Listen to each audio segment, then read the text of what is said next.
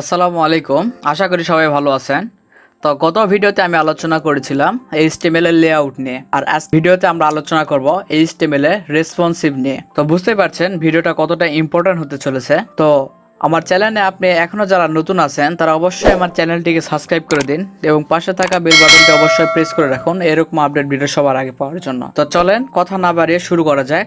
আপনারা দেখছেন HTML এর basic tutorial form learn with Raju Ahmed channel.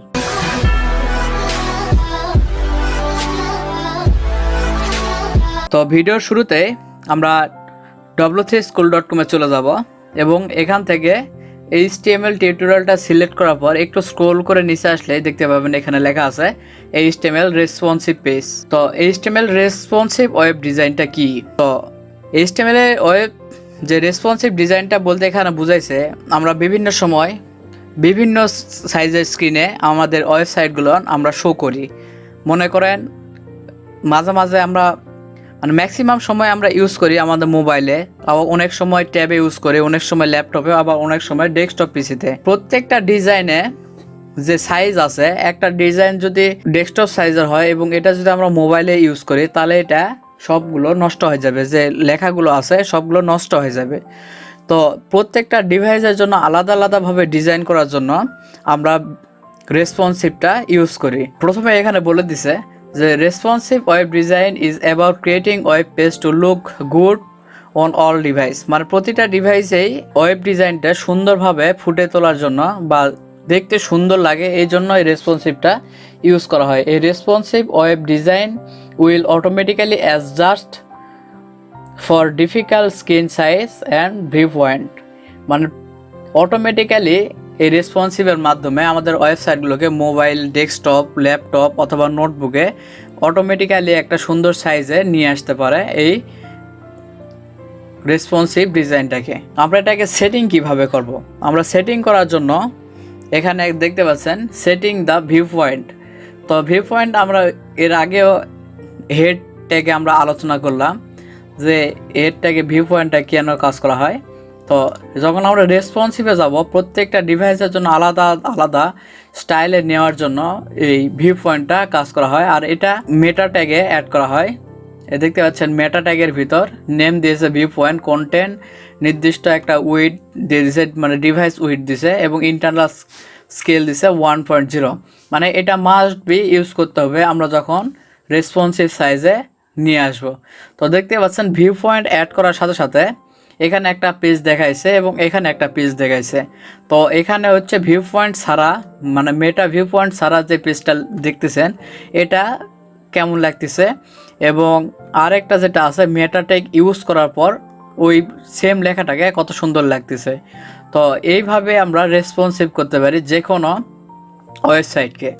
তো রেসপন্সিভ ইমেজ, তো এখানে দেখতে পাচ্ছেন একটা ইমেজ দিয়েছে, এটাকে রেসপন্সিভ করছে, স্টাইল উইথ দিছে 100%। এখন ট্রাই ইট ইয়োরসেলফ যদি করি আমি এটাকে, তো এখানে দেখতে পাচ্ছেন ইমেজটা, আমি যদি এটা যদি ছোটো করি তো দেখতে পাচ্ছেন ইমেজটাও অটোমেটিক্যালি ছোটো হয়ে আসতেছে। আবার যদি এটাকে আমি বড় করি তো দেখতে পাচ্ছেন ইমেজটাও অটোমেটিক্যালি বড় হয়ে আসতেছে। এইভাবে ইউজ করার জন্য আমরা স্টাইলে আমরা ম্যাক্সিমাম উইড ইউজ করি। এখানে দেখতে পাচ্ছেন using the maximum weed property. এই ম্যাক্সিমাম ওয়েট প্রপার্টির মাধ্যমে এটা অটোমেটিক্যালি হাইট ওয়েট আমরা অ্যাড করে নিতে পারি। দেখতে পাচ্ছেন এটা যদি আমি ছোট করি তো আমার যে ছবিটা আছে এটা অটোমেটিক্যালি ছোট হয়ে আসতেছে। আর এইটা অ্যাড করার জন্য আমার স্টাইলে দেব ম্যাক্সিমাম ওয়েট প্রপার্টিটা। তো এখানে বলছে show different image depended on browser width. আমরা চাইলে আমরা যখন আমাদের পেজটাকে বড় রাখবো তখন বড় করার সময় একটা ছবি অ্যাড হবে বা ইমেজ অ্যাড হবে, আবার যখন ওটাকে যখন বড় করে দেব তখন একটা ইমেজ অ্যাড হবে, মানে ছোটোর সময় একটা, বড়োর সময় একটা। তো এইটাও আমরা করতে পারি এই রেসপন্সিভের মাধ্যমে।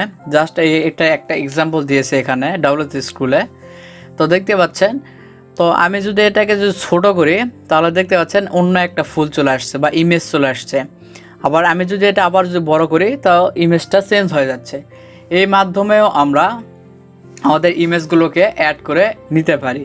তো এই যে এখানে দেখতে পাচ্ছেন সোর্স হিসেবে ম্যাক্সিমাম ওয়েটে যখন 600 থাকবে তখন ইমেজ একটা দেখাবে, মানে যখন 600 থাকবে তখন এই ইমেজটা দেখাবে, এবং ম্যাক্সিমাম ওয়েট যখন 1500 পর্যন্ত থাকবে তখন এই ইমেজটা দেখাবে।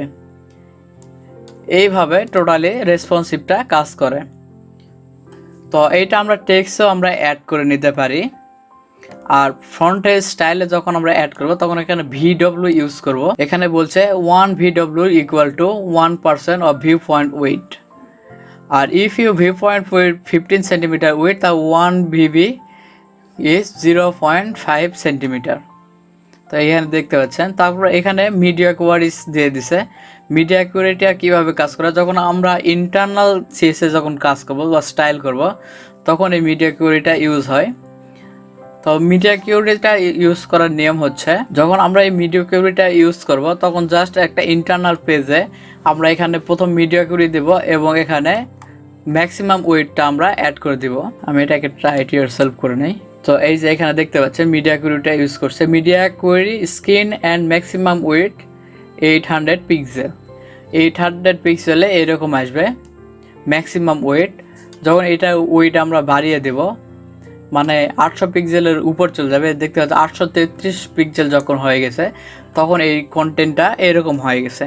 তো এইটাই হচ্ছে মূলত মিডিয়া কোয়েরি কাজ। এবং এইভাবে আমরা এই রেসপন্সিভ ইউজ করে আমাদের ওয়েব পেজকে খুব সুন্দরভাবে প্রত্যেকটা ডিভাইসের জন্য আলাদা আলাদাভাবে ডিজাইন করে নিতে পারি। তো আজকের ভিডিওটা ছিল এই পর্যন্তই। যদি ভিডিওটি ভালো লাগে তাহলে অবশ্যই একটা লাইক করে দেবেন এবং আপনাদের বন্ধুদের মাঝেও ভিডিওটি শেয়ার করবেন, নলেজ শেয়ারিং পারপাস। তো সবাই ভালো থাকবেন। আসসালামু আলাইকুম।